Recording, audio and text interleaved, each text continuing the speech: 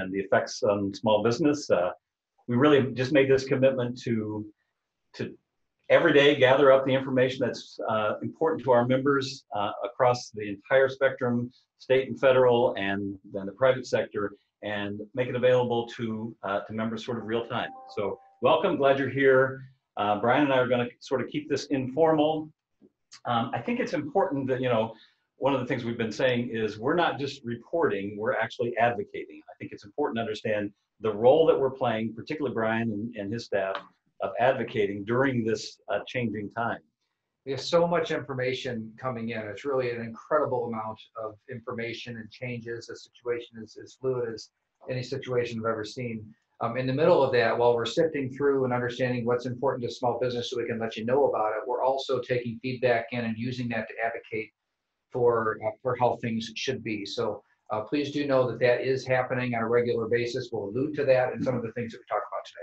So, for example, I know you talked to Congressman Walberg last night and some of the things that are going on in Washington. Let's start there. Lots of talk about helping small business coming out of Washington. What do we know for sure at this point? Yeah, well, the first thing that we're very concerned about is the changes to the Family Medical Leave Act that passed the House of Representatives last week. We talked a little bit about this yesterday, but a bit of an update. I'm less sure that the small business problems will be solved in the Senate than I was before, and that is because that bill has a lot of other things, and there's a lot of pressure not to slow it down and to move it on through. My main concern on that bill is that the Family Medical Leave Act would, if passed and signed by the president, would require that 12 weeks of family medical leave to be offered by businesses, including those with 50 or fewer employees, which have traditionally been exempt. It also expands that coverage to people whose kids are out of school. Of course, in Michigan, there is no school right now. So this is an additional mandated benefit that is being proposed. We're trying to get that 50 employee threshold added into it to avoid the extra expense on business. And our bigger message is that, look, small businesses need help right now too, and small businesses cannot be the social safety net for our country and for our state. And this is one of those big areas. So we're keeping a close track on it. It might pass the Senate yet today or tomorrow. We're still advocating that they put that 50 employee exemption from the larger Family Medical Leave Act in for these new provisions as well. Is there some reimbursement in what they're talking about at this point? Yeah, so one thing I'm very confident in saying that when something passes, there'll be a reimbursement mechanism. And the latest is that the reimbursement mechanism will be done as a refundable tax credit on your quarterly tax filings. So that if you can cash flow it, at least you'll get reimbursed for the expense. This is a new benefit that would last through the end of the year as currently proposed. That seems to be how it's going to turn out. But you'd have to provide the benefit, and then when you file your quarterly taxes, you get a refundable credit to cover the cost of that. And once again, I think we've tried to stress throughout this whole thing, that is, it's passed the House, it is not yet law. When it becomes law and we know the details, because it just begs questions. So we'll have the details of it as soon as it becomes law, or if it becomes law. Just like an hour ago, I got an email from a public official that said, here are the new benefits, and there were things that are not yet in law. And so that's what we're trying to sift through, is so much information out there. So you will hear it when it's settled on this report. All right. Also, Treasury has been active, and a lot of talk about a stimulus package. What do we know about what's happening in that space? Yesterday, the Secretary of the Treasury at the Treasurer at the federal level had indicated that federal tax payments would be extended for 90 days. And so we've tracked down the details on that. Deferment of federal tax payments, interest-free and penalty-free for 90 days. Now there are some limits on this. So individuals defer up to $1 million, and businesses can defer up to $10 million in payments that are due to the federal government. My guess is that if you have $1 million tax liability, then maybe your cash position is a little better than a lot of people that might be watching this. that is watching this. So I think almost everybody's going to be able to take advantage of this delay. However, this does not mean that you get to skip filing your tax return. You still, I haven't seen anything yet come out of Treasury that says that you don't have to file your taxes by April 5th, your tax return by April 15th. You still have to do that. It's just that if you have money due, you have a 90-day interest and penalty-free period to comply. Okay. All right. So that's kind of what's happening at the federal level. Lots of other discussion. We'll stay on top of it when it becomes law and exactly how it affects you. Let's turn to the state. I think you told me this morning that there have been 11 executive orders from the governor. 3 of them specifically affect small business. Let's just recap a little bit those 3, and then something that came out of Treasury earlier today.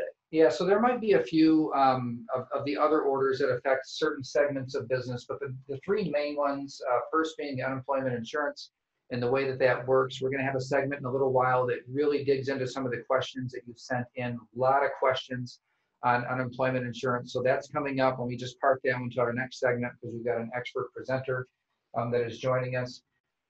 There's one that limits the size of gatherings to 50 people. And so that's meant to be not like 50 people in an office building, but 50 people in a single room, maybe in a cafeteria, maybe in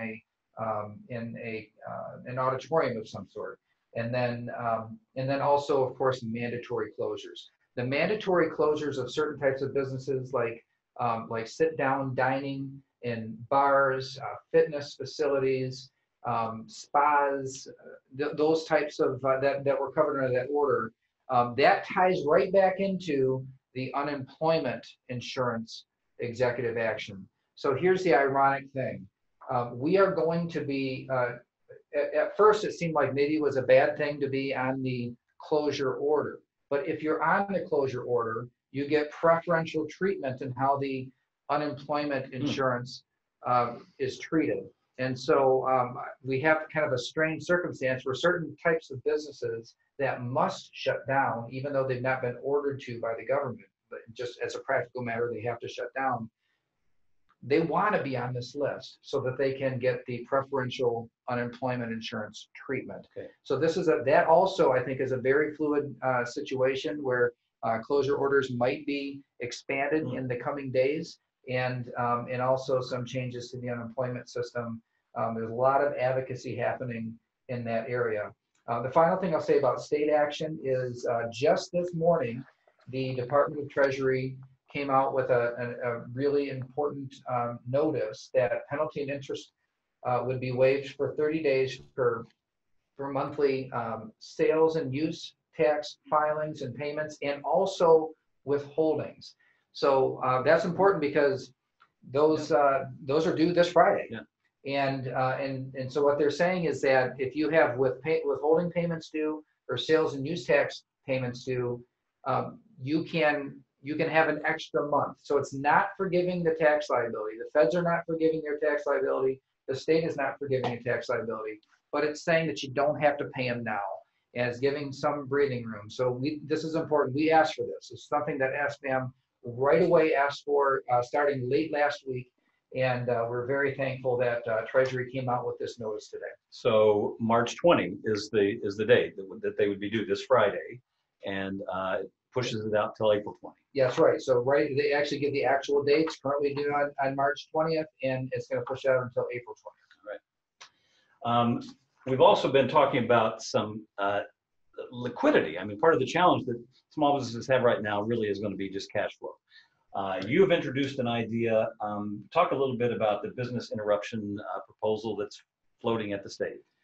So we turned into a lot of policymakers in the state yesterday a concept. Normally we do a press release on this, but we decided that we're going to talk about it first here, and then we'll announce it to the rest of the world afterwards. But what we want to do is, as we investigated business interruption insurance, we found that it does not cover pandemics. It's just not one of the covered items. However, that system, which is used to determine what a disaster interruption, financially, what that means to a business, we think that could be borrowed and used for state and federal rescue packages that are fairly likely to come in the future. So what we've asked of our state government is, starting with those businesses that they have mandated to be closed, and only starting, right? This is a starting point, not an ending point. That we believe that they ought to use the Michigan Strategic Fund, which is an economic development fund, normally is used to kind of land these big deals. You know, I see like a new auto plant or something like that, to use that fund to support business interruption claims, and just handle it through the existing claim infrastructure that insurance companies have. The private sector. Yeah, the private sector insurance companies, they already assess claims of this nature. They determine what they are using very objective criteria. So let's just borrow that system and fund it with the Michigan Strategic Fund. I do know that the state's also looking at some other liquidity measures that they're going to maybe in the next day or two announce.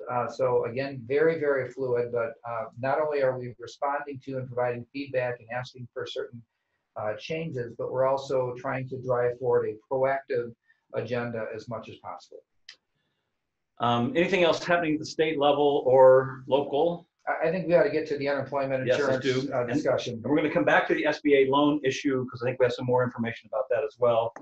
So one of the questions that we've gotten a lot has to do with unemployment insurance, the executive order. I don't know how many of you are familiar with the long-standing SBAM benefit, member benefit. It's an HR hotline. We've done it in partnership with the American Society of Employers. Often the person at the end of that hotline is Mike Burns, and Mike is with us today to talk a little bit about unemployment insurance. So Mike, let me just let you kind of describe this executive order and how it's going to play out, how people would be able to access the new unemployment options. Well, on Monday, our governor, following through, I think, on the Department of Labor's expansion of unemployment compensation,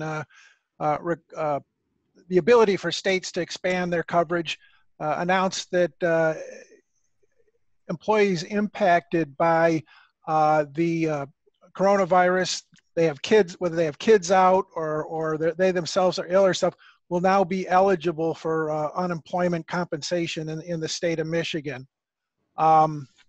This will apply to most workers out there. I know we got a question a little bit about sole proprietors and such. She's also extended benefits in the event of this from 20 to 26 weeks. That is another component. And I think of interest to most employers, when they fall under this category, claims will not be charged to their account for these claims there. So we'll get a little bit of a break in our experience ratio, if I can use that term in this case, for workers' comp, unemployment comp claims against us. Okay, so Mike, I think what you just said is it's pretty clear that if you're directly affected by a shutdown, if your employees who have children who are out of school are affected by it, those two are pretty clear. What about if you are affected by it but not directly subject to the shutdown? You're not one of those businesses, but you're affected by this. Yeah, and you have to lay off. And maybe let me give you just kind of an example, something that just came up. So a lot of dentist offices are closing down. They're not mandated to close down by this order, but they're closing down, and say a dental hygienist gets laid off, and that type of scenario. Well, most employers will be filing their quarterly wage reports with the state. They'll be identifying employees who are working for them. Those employees would be covered. They've lost their jobs, and presumably, and this is something to keep in mind, they're out there and available for work. Where some of the issues may come in play is with the owner of that doctor's office. If they've set up themselves up in a corporation and they're they're putting their wages in with their quarterly report like a normal employee, they would be eligible on that grounds, but then they have to be out there and available for work too. So there's going to be this two-step qualification that perhaps a lot of the business owners who are going to be, obviously attending to their business or getting ready, may not be available for work. So there are a number of disqualifiers as well, but the questions that have came in, I understand, are mainly in the sole proprietor Yeah. owner. I hate that people are asking this question, that, you know, if I'm a business owner and we shut the place down, am I eligible?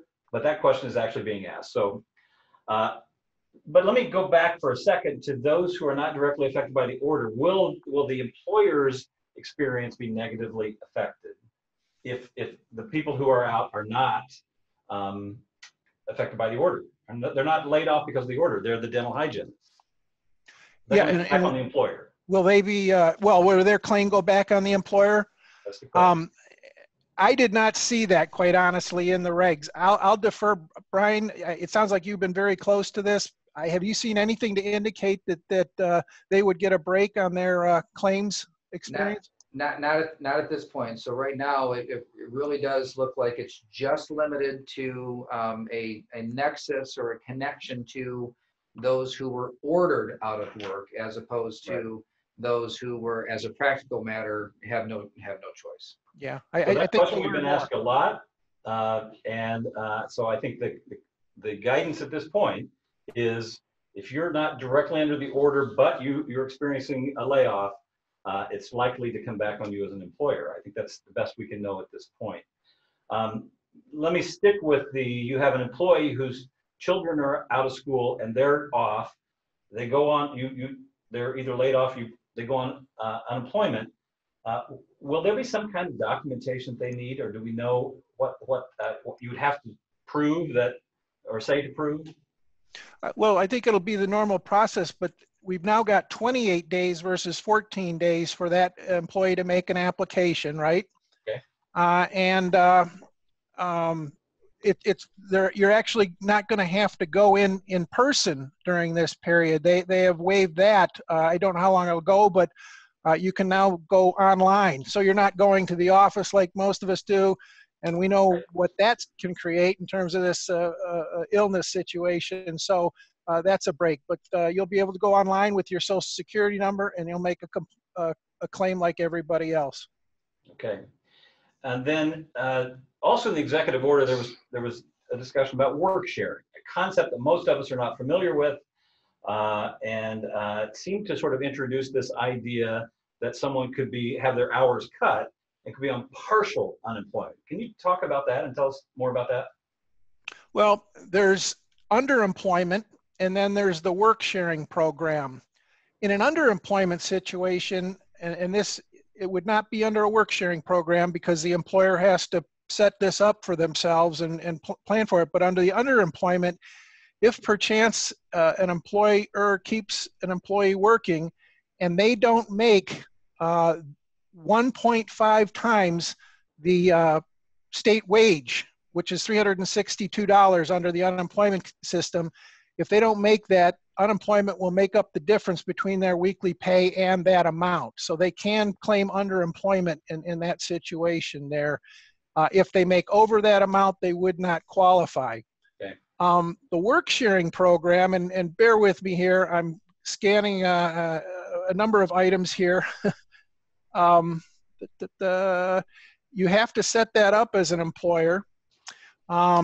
There are some specific criteria to doing it, but it would allow the employer to take a group of their employees that they know that they will have to lay off a certain number of them. Instead of laying off a certain number of them, they can aggregate that group, back off their hours, and then that would be entitle these people to unemployment for the difference between let's just say they all backed off 4 days, and that they lose their 5th day of employment. That would entitle them to unemployment in that situation. It requires the employer to set up this program and report on it. There's some reporting requirements and so forth. And I can certainly provide, I think, why don't we do this and get this piece out there, because the unemployment agency has a real good piece on how to set up your work sharing program and have a video explaining it as well. Yeah, we've linked to this on our website. There's a slide deck on this as well. Excellent. Yeah, so the resources are on our website. That's sbam.org/COVID-19. And the program that Mike was just talking about is on there. Mike, thanks for being a resource for us.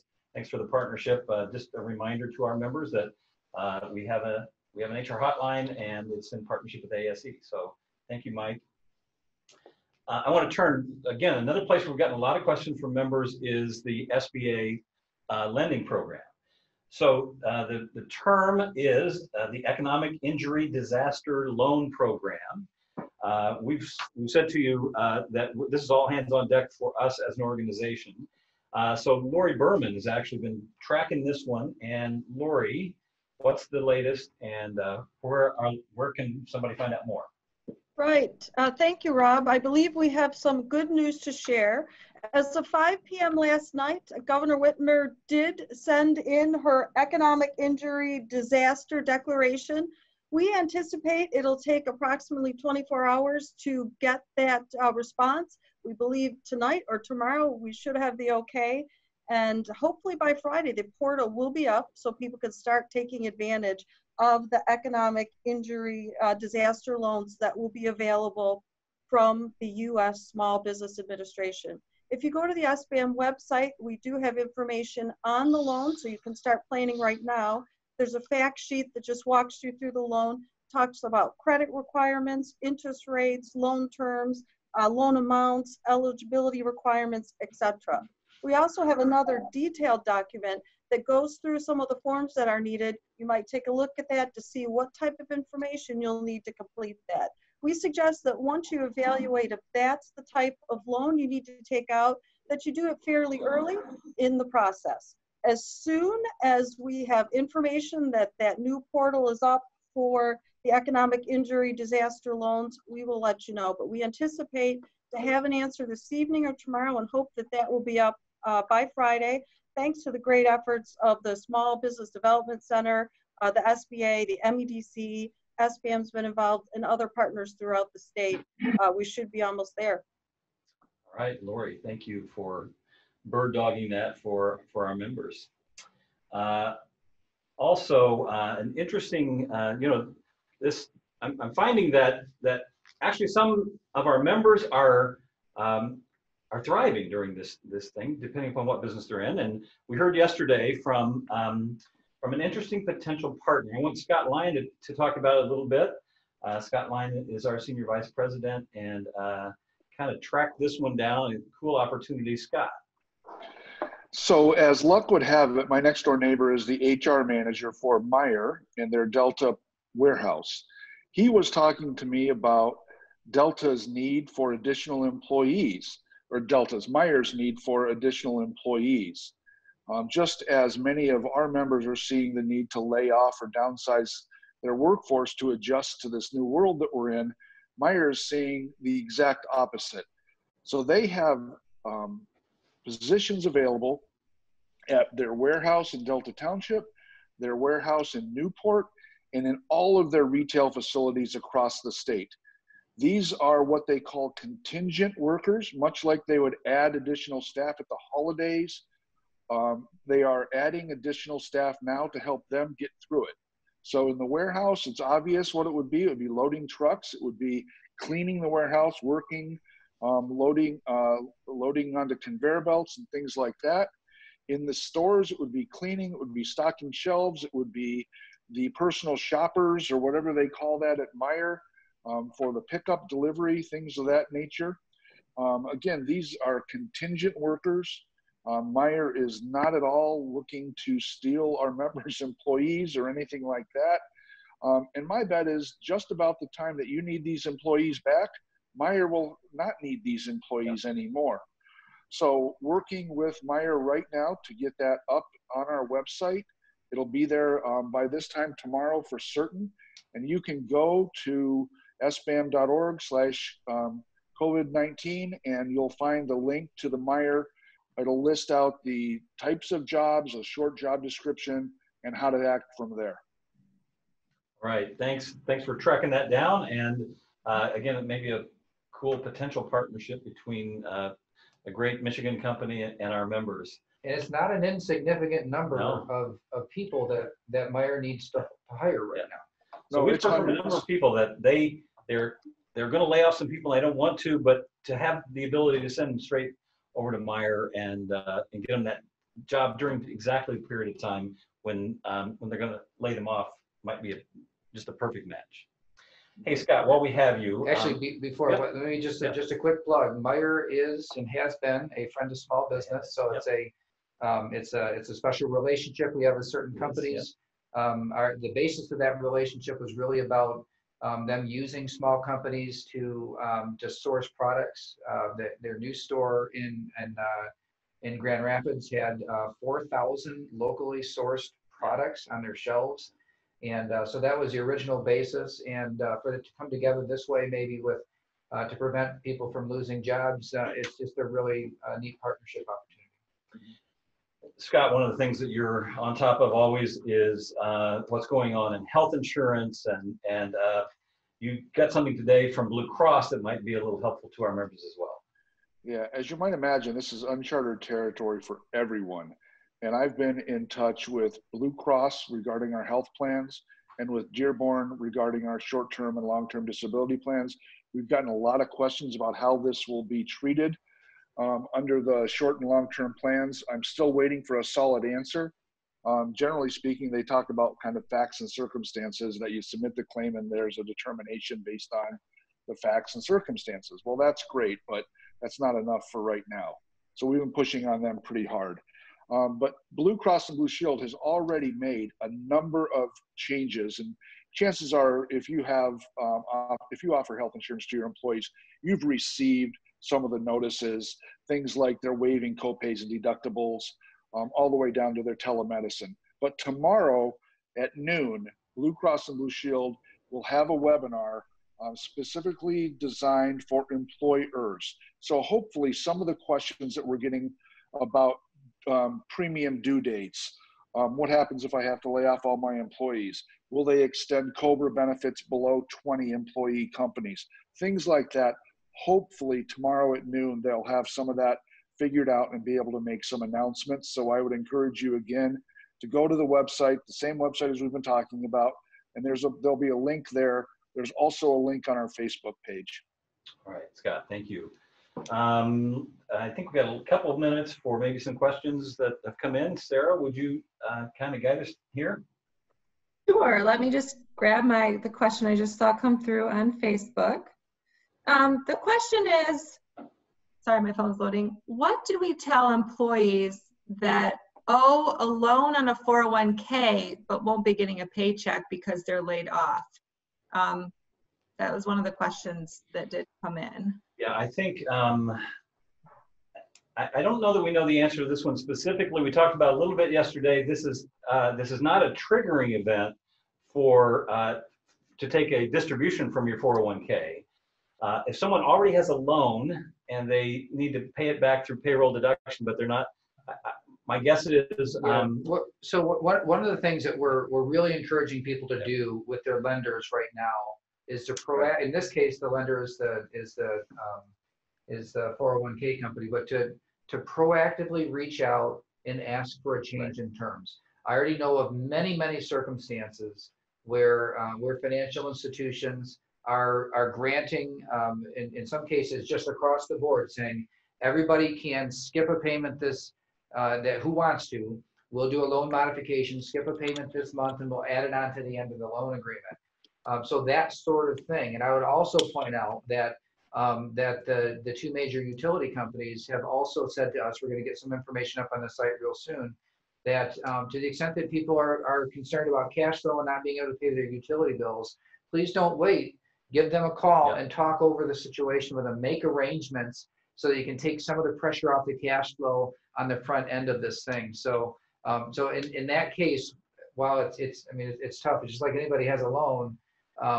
Even if they have a loan that's not from their 401k, that it's going to be real hardship. So proactively work with the lender to see about loan modification terms. And so far, it looks like they're going to be very accommodating.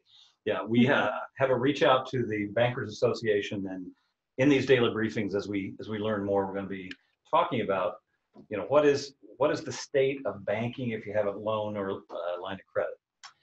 Let's do one more question, Sarah, if you have one. I do. I know we talked about unemployment insurance, but this question is, if we have an employee that we are laying off before they have completed 90 days on the job, will they be able to qualify for unemployment? Yeah, so Mike is still on. Yeah. I wonder, Mike, could you weigh in on this one? Yeah, they are subject to the qualifications, the number of weeks work, excuse me, as well as the amount of money that they have to make in order to first qualify for unemployment comp. So they would have to hit those qualifications. Now they could go back to a previous employment over the span of their credit year, as they call it, and qualify that way. So it depends on the status of and the situation of the employee. All right, thank you, Mike. So that's we're trying to do these in 30 minutes a day. Remember that you can submit questions to sbam@sbam.org. We're trying to both answer those questions and collect them so that we're gathering information for these daily briefings. And one of the things we're just really committed to doing is making sure that we're bringing the very latest information that's happening in a really fluid situation to small businesses across the state. I would say, I keep saying this is for our members, but this is really for any small business anywhere in the state of Michigan. And if you know somebody who would be interested and is worrying about these sort of things, feel free to invite them to participate in the daily briefings. We're going to continue to do them until this begins to subside. So thanks for joining us. Thank you.